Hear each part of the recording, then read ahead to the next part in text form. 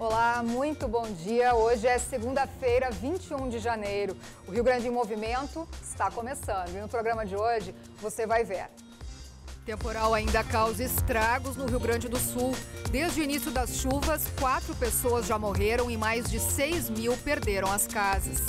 Incêndio assusta moradores de um bairro em Bento Gonçalves, na Serra.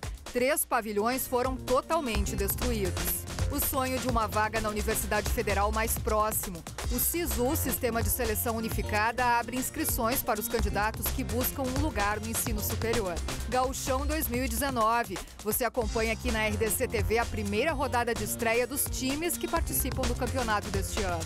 E o desempenho da dupla Grenal na competição. O Rio Grande em Movimento está no ar.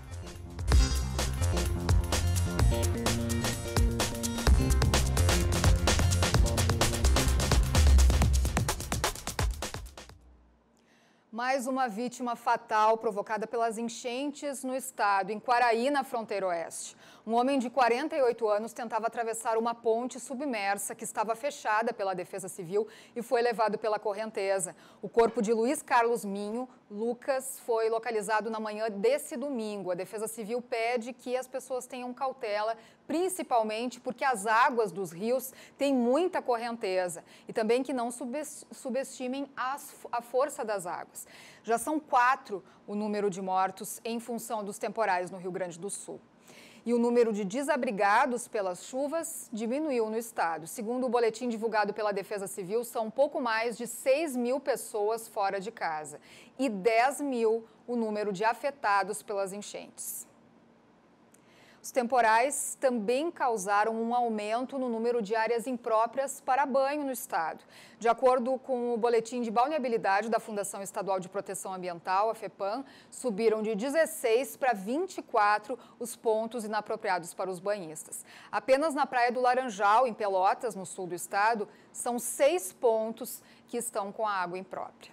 Segundo a Fundação, nenhum dos locais está no litoral. E a previsão aqui segue sendo de pancadas de chuva em grande parte do Rio Grande do Sul. Nesse momento, aqui em Porto Alegre, 24 graus é a temperatura. A previsão é que as temperaturas voltem a subir a partir de hoje, ao longo da semana. Vamos conferir, então, como é que ficam as temperaturas aqui em outras regiões do estado. Aqui na capital, amanhecemos com 19 graus e as máximas vão chegar aos 28, com previsão de pancadas, assim como em São Leopoldo, na região metropolitana, onde as mínimas também foram de 19 graus e as máximas chegam aos 29. Na região central, em Santa Maria, o tempo é nublado e as máximas vão chegar aos 29 graus. Temperatura mais amena ainda em Rio Grande, onde também há previsão de pancadas de chuva no sul do estado, assim como na fronteira oeste, em Uruguaiana, as temperaturas seguem subindo, chegam aos 29 graus e o tempo fica nublado. Um incêndio de grandes proporções destruiu pelo menos 3 pavilhões em Bento Gonçalves, na Serra Gaúcha. Foi no bairro Licor Sul durante a madrugada, no último domingo. Entre os galpões atingidos estavam a de uma fábrica de móveis, uma de luminárias e outra de reciclagem. Após 6 horas de trabalho, os bombeiros conseguiram apagar o fogo. A Polícia Civil ainda investiga a causa do incêndio junto ao Corpo de Bombeiros. Os moradores próximos do local foram orientados pela Brigada Militar a deixar suas casas por precaução. Até o momento, não há informação de feridos. E uma ação conjunta da Receita Federal, Polícia Federal e Brigada Militar apreendeu 240 quilos de maconha no último sábado em Santa Vitória do Palmar. Um homem, natural da cidade, foi preso em flagrante transportando a droga dentro de uma caminhonete. Ele estava seguindo em direção ao Uruguai. E a Polícia Rodoviária Federal apreendeu um caminhão que transportava mais de 400 mil carteiras de cigarros contrabandeados durante uma fiscalização na BR-282 em São Miguel do Oeste. A carga produzida no Paraguai está avaliada em mais de 2 milhões de reais. O motorista que dirigia a carreta foi preso e disse à polícia que estava seguindo em direção a Caxias do Sul. E o decreto que fez alterações na regulamentação do acesso às armas de fogo foi assinado na última semana em Brasília. Essa foi uma das principais promessas de campanha do atual presidente da República, Jair Bolsonaro, do PSL. O assunto é polêmico e ainda divide opiniões. Vamos ver, então, a respeito da posse de armas na reportagem.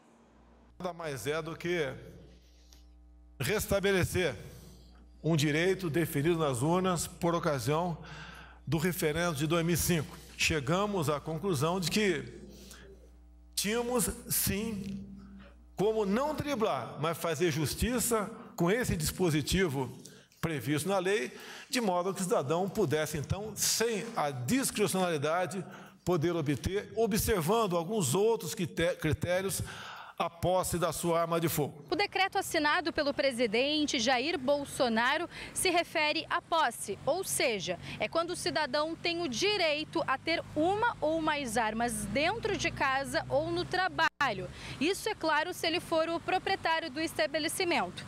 O que é bem diferente do porte, quando o cidadão leva a arma junto ao corpo e tem a circulação livre pelas ruas. A posse de armas é permitida para agentes públicos ativos e inativos, da Segurança Pública, Agência Brasileira de Inteligência e das atividades com poder de polícia administrativa ou de correição.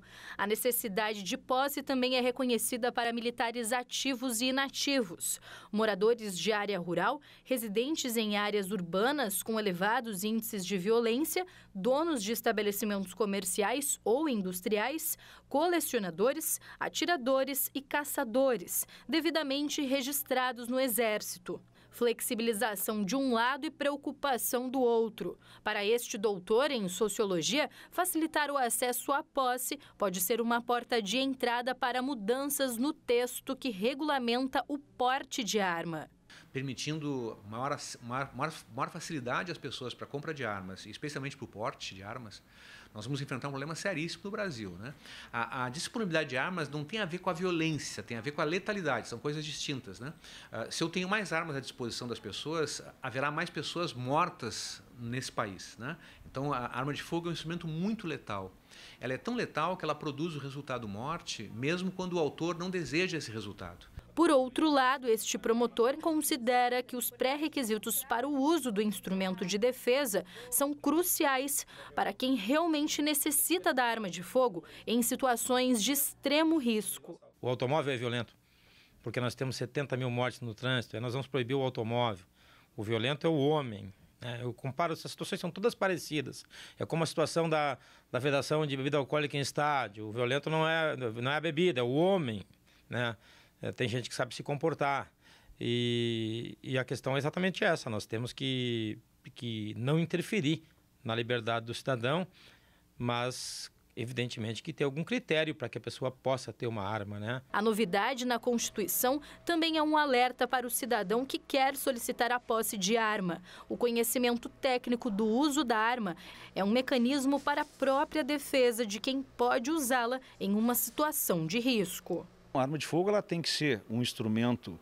A arma por si só é um pedaço de ferro. A arma vai matar ou vai causar um dano a uma pessoa na mão de alguém, de uma pessoa despreparada. Então a importância é conhecer o armamento. A importância é entender que se eu tenho a intenção de adquirir uma arma de fogo, eu devo obrigatoriamente, até porque hoje a lei até está isso é positivo da lei, né? Fazer com que as pessoas dominem, conheçam o armamento. Ainda no final deste mês, está prevista uma medida provisória que irá complementar o decreto sobre a regularização do registro. A divulgação será feita pela Casa Civil. E você segue nos acompanhando em todas as redes sociais. A RDC TV está com você em qualquer lugar. Se conecte com a gente e fique sempre bem informado. Nós estamos ao vivo no Facebook RDC TV Digital. Entra ali na nossa live, deixa o teu comentário. Como é que está o tempo na tua cidade também? Alguma notícia, algum comentário? Também a sua pergunta para os nossos entrevistados. Se você estiver no Twitter, coloca junto ao teu recado hashtag RDC Rio Grande em Movimento. Tem também ao vivo no Facebook e no site, e você também pode assistir o programa na íntegra, tanto o Rio Grande em Movimento como toda a programação da RDC TV no YouTube. E também, é claro, estamos nas demais redes sociais, Instagram e Twitter também. Nós vamos para um rápido intervalo, já voltamos com mais notícias para você.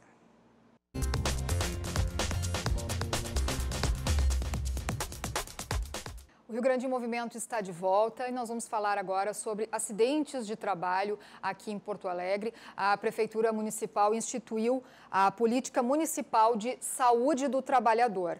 Foram registrados mais de 10 mil casos de acidentes de trabalho só em 2018 aqui na capital. Para falar sobre isso, nós recebemos aqui no estúdio a coordenadora do Centro de Referência em Saúde do Trabalhador da Secretaria Municipal da Saúde, Fabiana Hermes. Muito bom dia, bem-vinda. Bom dia, Lilian. Bom dia aos teus telespectadores. Fabiana, a gente tem há alguns anos aqui noticiado, né, que o Rio Grande do Sul está entre os 3 estados com maior número de acidentes de trabalho do país, né? Eu queria saber como é que a capital gaúcha se insere dentro dessa estatística também e como é que está a situação nesse momento, nesse ano. Sim, a questão dos acidentes e doenças do trabalho, elas são hoje um grave problema de saúde pública. Nós temos feito esforços, assim, a Secretaria e o Centro de Referência têm feito esforços para identificar os acidentes e as doenças dentro da rede, mas ainda assim são agravos que têm um impacto social muito importante para o trabalhador, que deixam lesionados, que deixam adoecidos, pessoas que afastam essas pessoas do mercado de trabalho, que as levam para o INSS e, por vezes, alguns deles, inclusive, ficam inválidos. Então, a gente tem realizado esforços, seja na publicação de documentos que vão dizer o que cada ponto da rede vai poder fazer pelo trabalhador. Esse foi o objetivo da publicação da portaria, dizer quais são as atividades que serão realizadas para o trabalhador na atenção básica, o que será realizado na atenção especializada, nos especialistas, e o que vai ser realizado para o trabalhador na emergências e urgências. Esse foi o objetivo, deixar claro os papéis de todos os profissionais da saúde no combate a esse tipo de agravo. Pois é, então vamos falar, né, sobre essa novidade que é a publicação que aconteceu nesse mês, né, agora no dia 10 de janeiro, a publicação da Política Municipal de Saúde do Trabalhador. Foi publicada aqui no Diário Oficial, né? Isso, foi um instrumento, é um instrumento de trabalho da Secretaria que teve como diferencial a escuta dos trabalhadores para sua construção. Então, nos espaços onde a gente consegue escutar o trabalhador, que são os conselhos locais, os conselhos de saúde, a gente pode entender quais eram as dificuldades que o trabalhador tinha ao acessar a rede. Uhum. E, então, trazer isso para dentro do documento para que a integralidade desse atendimento pudesse ser resolvida na rede SUS. Então, quando esse trabalhador precisa da emissão de documentos, aonde ele vai, quando ele precisa ser encaminhado para a Defensoria Pública, quem encaminha, e assim as várias nuances e os vários caminhos que o trabalhador tem que seguir foram determinados nesse documento. Uhum. Bom, vamos falar um pouquinho sobre esses pontos, né? Vocês têm como destaque ali os centros de referência, por exemplo. Isso, os centros de referência são locais especializados de atendimento que conta com uma equipe interdisciplinar para diagnosticar quando a doença tem relação com o trabalho. Então, são como peritos especialistas que atendem o trabalhador, firmam o nexo e então dão os devidos encaminhamentos dentro da rede, seja para tratamentos auxiliares como fisioterapia, psicoterapia, seja encaminhamentos para o INSS, quando esse trabalhador ele tem carteira assinada e precisa ficar afastado por mais de 15 dias. Sim. Então, essas ações são concentradas nos centros. Nós somos em 13 em todo o estado do Rio Grande do Sul e a capital cedia um deles. Uhum. Bom, e quanto à questão da fiscalização? A vigilância da saúde do trabalhador, ela fiscaliza ambientes do trabalho, sempre com o viés inicial de ser educativo, para prevenir que mais pessoas adoeçam, solicitando então que a empresa faça adequações ao ambiente de trabalho que está adoecedor, em parceria com o Ministério do Trabalho, que também tem esse viés fiscalizatório, mas o Ministério do Trabalho tem um caráter mais punitivo e a saúde tem um caráter de ser mais educativo. ela parte para a punição, utilizando o Código Sanitário aqui de Porto Alegre, quando a empresa não cumpre os requisitos de saúde e segurança. Perfeito. Então, lembrando que essa legislação, ela está de acordo com a legislação nacional, né? Sim, com a legislação nacional e estadual. O que ela fez foi trazer para a prática as diferentes atividades que têm que ser realizadas para a atenção do trabalhador, para os seus devidos encaminhamentos. Certo. Eu queria que comentasse também sobre algumas mudanças também que são bem importantes a gente destacar, né? Em relação a essas estatísticas dos acidentes de trabalho aqui na capital. Foi sendo percebida, está ainda, né, ocorrendo essa mudança no número de vítimas de acidentes de trabalho, em questão do perfil das vítimas, né, e até os setores também. Isso. A gente tem tido nos últimos anos, principalmente pós-reforma trabalhista, que a gente já tem há mais de um ano, uma mudança no mercado de trabalho. O número de carteiras assinadas eles tem reduzido, em contrapartida a gente tem crescido o mercado informal. E com isso a saúde também tem feito alguns esforços para identificar esse adoecimento dentro da rede.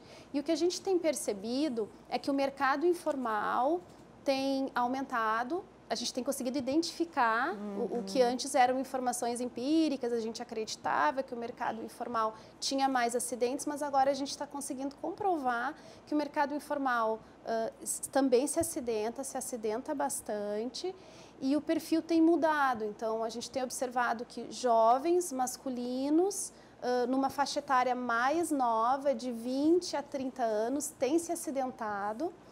E o perfil e a ocupação também tem mudado. Então, tem entrado nas nossas estatísticas os motofretistas, as empregadas domésticas e áreas relacionadas à construção civil, como pedreiros, por exemplo. E esses trabalhadores, justamente, eles estavam fora das estatísticas do INSS porque são vínculos informais. Então, isso não aparecia nos anuários estatísticos da Previdência. E os números eles têm aumentado gradativamente de um ano ao outro. A gente aumentou em 5% o número de acidentes do ano passado para cá. E os acidentes têm sido graves, sendo que a sua grande maioria advém de quedas em altura, de um nível ao outro, ocasionando traumatismos, fraturas múltiplas e queimaduras também têm aparecido como uma das principais causas de acidentes graves. E qual é o setor mais afetado? É o da construção ou não? O da construção civil aparece entre eles, mas o comércio e serviços também. E aí a gente entra, então, por exemplo, na questão dos motofretistas, que antes não apareciam e que agora estão aparecendo. E no último ano começaram a aparecer também os motoristas de aplicativos. Olha só. Sim. Então, essa mudança, ela tende a se solidificar, né? A se consolidar. Isso. À medida que os nossos sistemas forem melhorando, sistemas de saúde, porque hoje os nossos prontuários, eles estão se informatizando também. A gente está saindo da era do papel. E isso tem ajudado a vigilância a entender qual é a área que a gente tem que atuar na prevenção. Como essas pessoas elas são trabalhadores informais, a gente vai ter que fazer uma campanha educativa para poder orientar sobre os riscos de cada profissão, de cada agravo, para que esses números diminuam ao invés de estarem aumentando como estão hoje. Pois é, chama muito a atenção isso, porque cerca de mais de 10 mil acidentes, mais de 6 mil tiveram que ser atendidos com emergência. Quase 7 mil casos. Nós temos um registro de 600 casos mês de atendimento de acidentes do trabalho em apenas um hospital de Porto Alegre. É muita coisa. É muita coisa. Então, com a melhora nos sistemas, a gente vai conseguir ter um número mais próximo do fidedigno, próximo ao que a Pesquisa Nacional de Saúde do IBGE identificou, que a cada caso que a gente reconhece, existem outros 5 que a saúde não acaba tendo ciência, justamente porque as pessoas desconhecem o que é o acidente de trabalho quando ele é um acidente típico, quando ele é um acidente de trajeto, suas diferenças, e quando vão procurar atendimento, não referem que aquele seu atendimento foi por causa de um acidente de trabalho. Então, a gente acaba não conseguindo pegar essa informação no atendimento. É importante que a população, quando vá procurar atendimento, nos pronto atendimentos e nos hospitais, ao receber o atendimento, diga, porque é perguntado, se foi um acidente de trabalho ou de trajeto. Para facilitar, né, esses levantamentos. Isso. Então, eu tô espiando aqui as nossas redes sociais. Lembrando você, entra aí no Facebook, RDC TV Digital, coloca ali a tua pergunta, se você tem alguma dúvida a respeito de acidente de trabalho, tem dúvida se o seu caso pode ser considerado acidente de trabalho, envia aí pra gente a tua pergunta, coloca aí no Facebook, na nossa live, ou também pelo nosso WhatsApp, né? No número que vai aparecer aí na sua tela, também aí pode mandar pelo WhatsApp, manda também aí outros comentários, seu vídeo também, que a gente vai acessar por ali. Mas estamos ao vivo no Facebook, lembrando para todo mundo. Também queria te perguntar, Fabiana, a respeito do atendimento também, né? Vocês têm alguma orientação específica, então, para o pessoal que tem dúvida a respeito de como informar os acidentes de trabalho? Tu citaste agora, né, que uma maneira na hora do atendimento no hospital, enfim, já informar ali. Há alguma outra forma? Tanto o posto de saúde que recebe o trabalhador no momento da consulta, seja o enfermeiro, seja o médico que vai atendê-lo, ele deve informar que foi um acidente de trabalho para que essa percepção e os encaminhamentos adequados para tudo que ele precisa sejam realizados a partir disso. Sempre que ele tiver alguma dúvida, quiser alguma orientação, ele pode procurar o centro de referência, no Centro de Saúde Santa Marta, que nós temos uma equipe de profissionais que podem atendê-lo. É importante esclarecer, eu acho que para o teu público, a diferença entre acidente de trabalho e de trajeto, que por vezes as pessoas não sabem. Com certeza. O acidente de trabalho típico é aquele que acontece com o trabalhador no momento da execução do seu trabalho, ou quando ele está a interesse da empresa. Ele se deslocou para algum local, mas ele está a interesse da empresa, ele sofre um acidente, queda, impacto de algum objeto, ou até mesmo os acidentes mais graves, como esmagamento, amputação. Isso é um acidente de trabalho. E um acidente de trajeto é quando ele está se deslocando da casa para o trabalho ou do trabalho para a casa no tempo habitual. Então, não tem tempo. Eu demoro 1h30 para chegar na minha casa. Eu saio às 7 horas do meu trabalho, tive o acidente às 8h30, é um acidente de trabalho? Não tem a ver com o tempo, tem a ver com o momento em que ocorreu a situação. Isso é uma dúvida muito comum recorrente dos trabalhadores quando eles procuram um centro de referência. E quanto ao atendimento, Fabiana, vocês notaram alguma diferença? Porque também teve algumas alterações no sistema de saúde, né? Houve uma melhora no atendimento, e isso facilitou também? Sim, a gente tem trabalhado, o centro de referência também tem como papel orientar toda a rede de atendimento a como se portar durante um agravo desse tipo. E o que a gente tem observado é que a rede também tem ficado mais atenta, mais especializada nisso, e quando eles precisam de suporte, eles ligam para o centro de referência e a gente auxilia nos devidos encaminhamentos. Então, com o tempo, desde 2014, essa qualificação tem ocorrido de forma sistemática. Certo. Bom, eu tenho uma pergunta aqui do Raul, que é Raul Rorato. Ele gostaria de saber se no período do intervalo de trabalho, se sofrer um acidente pode ser considerado, e também no caso de não haver vínculo empregatício. O acidente de trabalho, ele não depende do vínculo, mas os encaminhamentos que serão dados, isso depende. Por exemplo, nós temos a questão da Seguridade Social, da Previdência Social. Se uma pessoa se afasta e ela precisa, então, receber por esse tempo, tá no INSS, ficou afastado independente do número de dias, acima de 15 dias vai para o INSS. a gente precisa encaminhar esse trabalhador para que ele tenha renda. O trabalhador informal, ele vai receber a assistência da saúde, no sentido de prover tudo o que ele precisa, mas a questão da renda realmente fica prejudicado porque ele deve ganhar por hora, por contrato, então ele deixa de receber esses valores. Certo. E também... Sobre o horário de intervalo... ele perguntou do horário de intervalo. Sim, não importa se é no horário do almoço, é considerado acidente de trabalho. Tá certo. Também tem outra pergunta aqui. Sofri um acidente há 3 anos e ainda não consegui receber nada. O que devo fazer? Provavelmente ela não conseguiu, a telespectadora não conseguiu firmar o nexo da doença do trabalho, doença com o trabalho ou do acidente com o trabalho. O que é isso? Eu tenho uma doença, eu preciso de um profissional da saúde que diga, essa é uma doença relacionada ao trabalho. Então, isso ele é realizado, esse momento é realizado tanto na saúde, como no posto de saúde, como no centro de referência. E aí é necessário observar o caso dela, quais foram os encaminhamentos, como ela foi enquadrada, que tipo de doença ela teve. Se ela precisar de auxílio, ela pode se dirigir ao centro de referência, que a gente faz as orientações adequadas conforme o caso dela. Tá certo.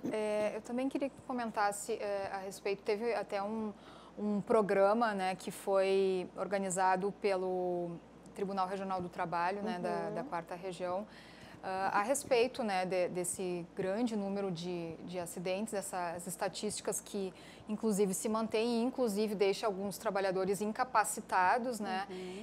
E foi demonstrado, através desse programa, uma preocupação em relação a essas mudanças, né, com a reforma trabalhista e, inclusive, aumento de terceirizados, enfim, e que isso também deve, na opinião de alguns desembargadores, aumentar o número ainda mais.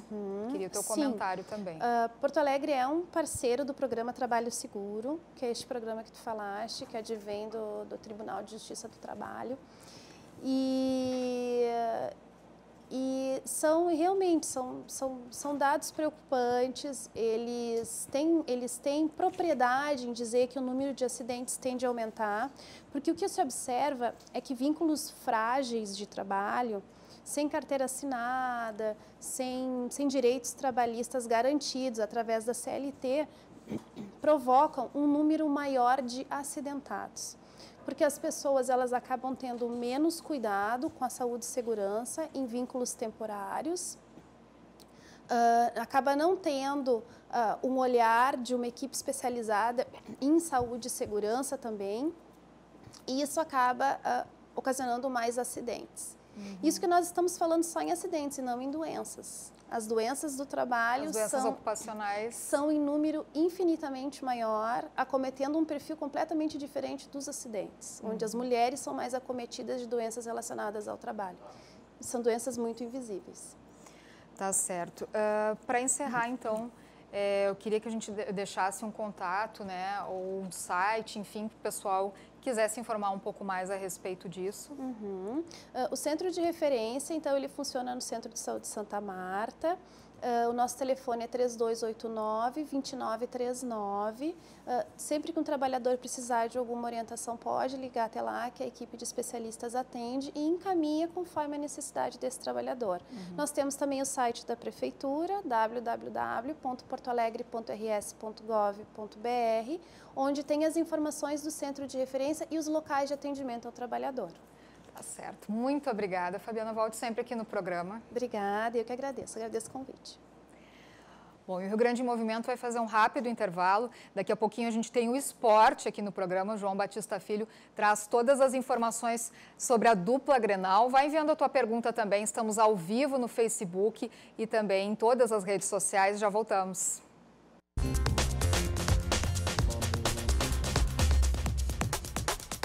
O Rio Grande em Movimento está de volta, chegou a hora do esporte aqui no programa. João Batista Filho já está com a gente, traz as novidades da dupla. Muito bom dia, JB. Tudo bem? Grande abraço para todo mundo que está nos assistindo e graças a Deus o futebol voltou. Nem tanto pelo gauchão, tá? Não sou muito fã do gauchão, mas para a gente poder observar algumas coisas do Grêmio, do Inter. Os jogadores estão surgindo, o Jean-Pierre foi bem, quem foi mal, o Caio não conseguiu jogar tão bem. Aliás, é que eu estou dando alguns spoilers, como se fala nas séries, nos filmes.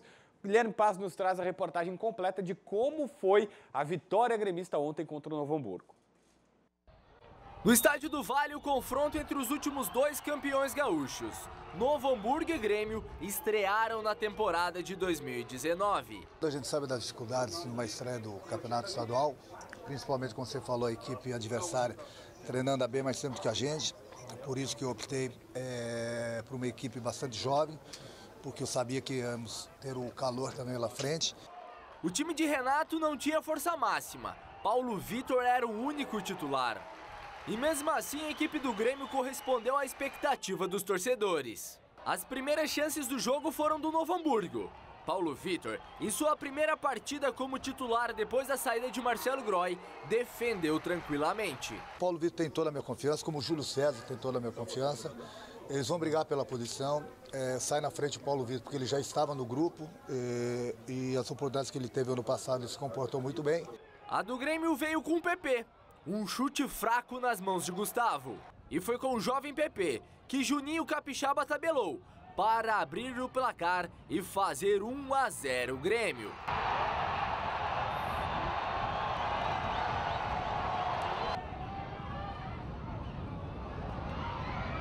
Logo no início da segunda etapa, o Noia pressionou. Após jogada pela direita, a cabeçada parou em Paulo Vitor e na trave.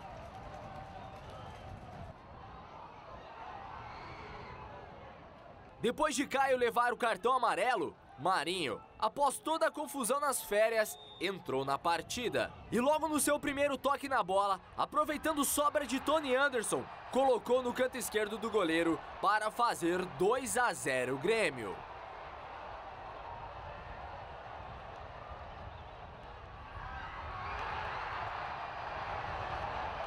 Contra o Flamengo, ano passado também, na primeira bola que ele pegou, ele fez o gol. Foi oportunista, foi rápido, foi inteligente. É isso que a gente espera e a gente quer do Marinho. Qualidades ele tem. Então ele precisa usar todas as ferramentas dele a favor dele.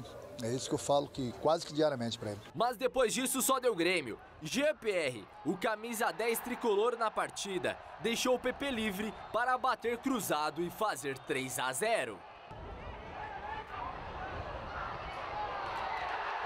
Então, principalmente para os garotos. E eles deram uma resposta muito boa hoje. Uma equipe ainda que não estava totalmente entrosada, o calor, o adversário bem postado em campo, o adversário já com os 2 meses de vantagem nos treinamentos. E ainda deu tempo para Matheus Henrique, que após cabecear na trave, aproveitou a sobra da bola e fechou o placar. 4-0 Grêmio.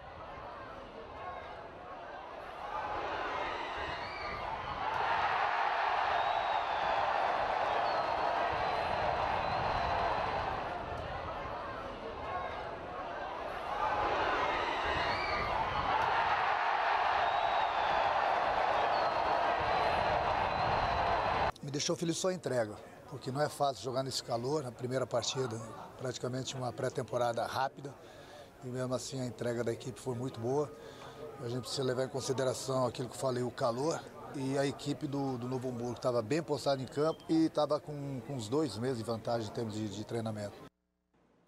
Primeira coisa de tudo, a gente tem que levar em consideração alguns fatores. Primeiro jogo do ano, é gauchão, ninguém está com a motivação lá em cima, o calor, aquelas coisas todas que nós já estamos acostumados. Agora, eu tenho que destacar, o Jean-Pierre está jogando demais e ele jogou muita bola nesse jogo. O PP entrou e mudou o panorama na ponta do Grêmio, jogando pelos lados. O Caio é que decepcionou. Não vou ser definitivo com o Caio, mas é verdade que ele está há 3, 4 anos no grupo profissional do Grêmio, quase nunca tem chance e quando tem, embora fora de posição, ele é volante, jogou na ponta direita, não conseguiu dar uma boa resposta. E paramos por aí. Nem tanto ao céu, nem tanto ao inferno. Vai ser mais ou menos assim essa primeira análise do Grêmio. Agora, é claro que dá para o torcedor começar a olhar algumas afirmações. Caso, por exemplo, do Jean-Pierre. E insisto, hein? Já vem dizendo isso desde a última sexta-feira. Se o Jean continuar jogando o que está jogando e o Luan jogar o que não jogou, continuar não jogando como ficou em 2018, O Jean termina a temporada como titular do Grêmio. A gente vai ter que aguardar um pouquinho mais. No lado do Internacional, o Colorado conseguiu uma vitória, mas essa foi bem mais difícil e a gente vê agora. O Inter foi até Ijuí jogar contra o São Luís para estrear no Campeonato Gaúcho de 2019. O Colorado tomou a iniciativa no primeiro tempo e ficou perto de abrir o placar, mas os 45 minutos iniciais ficaram mesmo no 0-0. Hoje no grupo tinha 11 meninos, né? Isso é muito importante. Eu sempre falo que são etapas e quem vai conseguindo passar essas etapas vai recebendo mais oportunidades, mas quero já deixar assim, para falar em relação aos meninos, nem sempre é num primeiro momento. Há jogadores que conseguem num primeiro momento já dar aquele salto, né? Há jogadores que precisam passar por uma etapa, por um processo.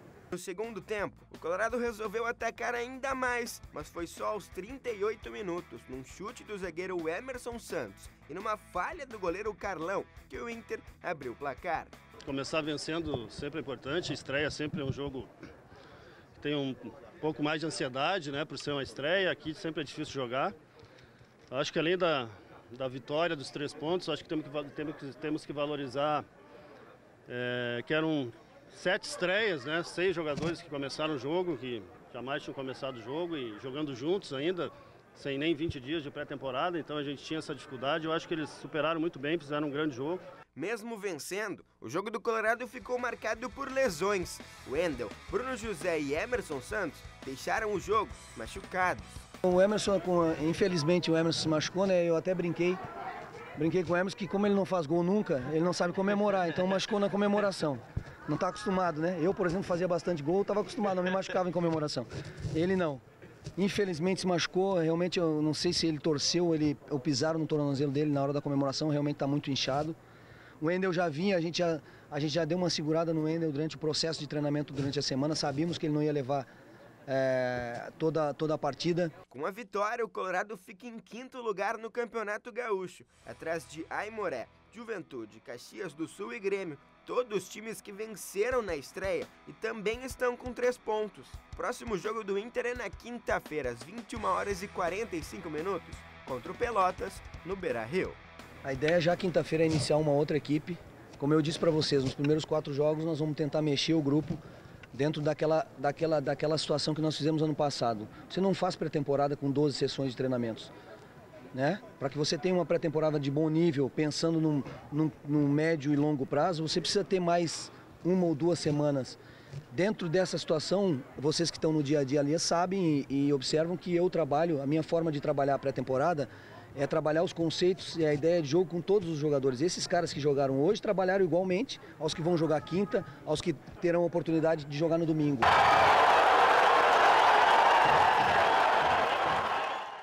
Vale para o Internacional o mesmo desconto dado para o Grêmio. Deram desconto mentalmente? Agora começamos a avaliação. Bom, o Roberto, zagueiro, me surpreendeu positivamente. Eu gostei bastante dele, um cara seguro.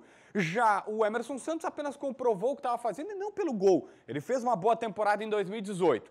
O mesmo, para mim, não vale para o Rodrigo Lindoso, para o Richelli, que não conseguiram o Guilherme Parede, fizeram uma partida nada mais do que mediana. Só que o Richelli não jogava desde fevereiro, ele está voltando da lesão. Então, aquele desconto está sendo aplicado aqui. Tem que ter calma com eles. O Martin Sarrafiori, gente, primeira partida profissional da vida dele como titular. É óbvio, está na hora dele começar a jogar. Ele tem que ter chance, tem 21 anos, tem que jogar. Mas não vai ser na primeira partida que nós seremos definitivos aqui. Então, o desconto para o Grêmio vale para o Internacional.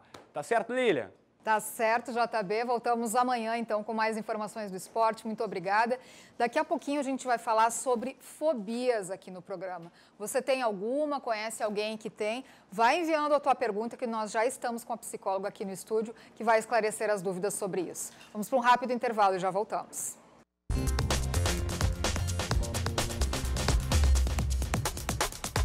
O Rio Grande Movimento está de volta e começam amanhã as inscrições para o Sistema de Seleção Unificada, o SISU 2019. São mais de 235 mil vagas oferecidas em 129 instituições de ensino superior em todo o país. Para fazer o registro, os candidatos precisam ter prestado a prova do Enem no ano passado e não podem ter zerado a redação. Os interessados podem escolher 2 cursos de uma mesma universidade e mais, podem alterar essas opções até esta sexta-feira, o prazo final de inscrições. Mas atenção, é importante que os candidatos monitorem a variação das notas de corte durante todo este período. Nesse meio tempo, o aluno pode acompanhar a posição que ele está nessa universidade. Se ele julgar que não é uma posição, né, confortável ou conveniente a ele, ele pode trocar de instituição, ele pode trocar de curso e ir acompanhando essa dinâmica. Esse processo é atualizado a 0 hora de cada dia do processo de inscrição. E o aluno já pode saber o ponto de corte, né, daquele curso e qual a posição que ele está nessa universidade. Em todo o estado, são destinadas 17.200 vagas entre 9 instituições de ensino. Só que na URGS são 1.600 entre 91 opções de cursos. A principal novidade deste ano é que os estudantes selecionados em qualquer uma das 2 opções de curso disponíveis não participam automaticamente da lista de espera. Após a divulgação da primeira seleção, no dia 28 de janeiro, é preciso que o candidato acesse o sistema e confirme o interesse. É muito importante acompanhar esse processo, né? Acompanhar para onde você está se inscrevendo, principalmente porque as universidades têm nota de peso, né? Cada curso vai ter um peso diferente, então o aluno precisa estar ligado na data, o aluno precisa estar ligado na nota de corte, o aluno precisa estar ligado no peso que cada curso dá a cada área do conhecimento do Enem. Então, todos esses fatores são muito importantes, né, que o aluno esteja ligado na hora de se inscrever para o SISU 2019. Para mais informações sobre as inscrições e outras dúvidas, é só consultar o site sisu.mec.gov.br ou pelo telefone 0800 61 61 61. Tá certo. E agora nós vamos falar sobre fobias. Você tem medo de escuro, medo de andar de elevador, medo de algum animal? Mande aí a sua dúvida para a gente, porque nós já estamos com a especialista aqui no estúdio, que é a psicóloga, doutora em Ciências Médicas, Adriana Ferreira. Muito bom dia, bem-vinda. Obrigada. Bom, quando a gente pensa em fobia, né, nós não podemos esquecer que ela está vinculada à evitação e sintomas físicos. Palpitação é um medo real de morte. Mas a fobia ela nunca está sozinha, ela está aliada a alguns sintomas ou transtornos que antecipam. E aí a gente fala sobre transtorno de ansiedade generalizada. É difícil a gente enxergar uma fobia, seja, no caso como nós estávamos conversando anteriormente, né? A agorafobia é vinculada a ambientes muito amplos, né? Pessoas que têm transtorno de pânico, né? Algumas vezes está associado à agorafobia. Ambientes amplos onde eu não consigo ver a saída, a minha sensação é de desconforto, evitação e um medo real de morte, ou seja, palpitação, sintomas físicos. Então, existem 2 coisas juntas, que é a evitação e os sintomas físicos. Pois é, então sempre, independente da fobia, até quando parece ser mais leve, ela sempre está ligada à ansiedade? Sim, sim. Em todos os casos. Ela está vinculada a sintomas de ansiedade. Né? Então, quando nós estamos diante de um paciente com essas sintomatologias, inicialmente a gente tem que averiguar quais são os sintomas do menor para o maior, né? E a gente começa a trabalhar desta forma, tá? Do menor para o maior. A linha cognitivo-comportamental, que ela tem maior eficácia comprovada nesse processo, né? A gente não pode esquecer que inicialmente a gente tem que fazer uma psicoeducação. Explicar para o paciente o que é a fobia, ela está a serviço de quê, o que ela está impactando na vida desse paciente. Que dificuldades esse paciente está enfrentando diante da sua realidade social. Um outro aspecto que a gente não pode esquecer é que, bom, uma coisa que nós estávamos conversando também anteriormente, aumentou o volume de pacientes com essa sintomatologia. A minha resposta para ti é, não, acredito que não tenha aumentado. A diferença é que sempre existiu essa predisposição. Porém, nós somos muito metralhados em dar respostas imediatas de sucesso, né? Nós somos metralhados via WhatsApp, nós não temos mais momentos de paz, vamos dizer assim. A gente consegue a paz quando a gente consegue se desconectar disso. Pois é isso que a gente estava conversando no intervalo, né? Porque há anos atrás não se falava tanto em ansiedade, a gente não era tão comum, quase nada, inclusive, né? Mas de fobia sempre se falou, né? Sempre teve medo de escuro, medo de algum animal, medo de aranha, enfim. Então, modificou alguma coisa no tratamento, porque antigamente deviam tratar isoladamente a fobia, de repente, hoje em dia já ampliou muito mais, porque está sempre associada à ansiedade, às vezes até evolui para uma síndrome do pânico, né? Como é que fica, então, o tratamento? O que acontece? Muitos estudos foram feitos. Se percebeu, então, que a fobia está a serviço de outros transtornos. Né? No passado, se tratava a fobia de barata, vamos dizer assim, ou a fobia de ambientes fechados, né? Mas agora a gente percebe por vários estudos que ela está a serviço de outros transtornos. Como que a gente faz isso? Quais seriam os steps, vamos dizer assim, para o tratamento? Né? Inicialmente, a gente tem que fazer uma análise com o paciente de quais são os medos. Né? Esse medo está a serviço de quê? Né? O que ele impacta na vida desse paciente? Como é que ele reage diante de tudo que está acontecendo? A partir dessa anamnese, vamos dizer assim, a gente vai fazer uma análise com o paciente do menor para o maior medo, maior fobia. Tá? A partir disso, eu vou psicoeducar. O que é psicoeducar? É tornar para esse paciente claro o que está impactando no dia a dia. Né? E até escalonar o que impacta mais e o que impacta menos, inclusive fazer um plano de tratamento.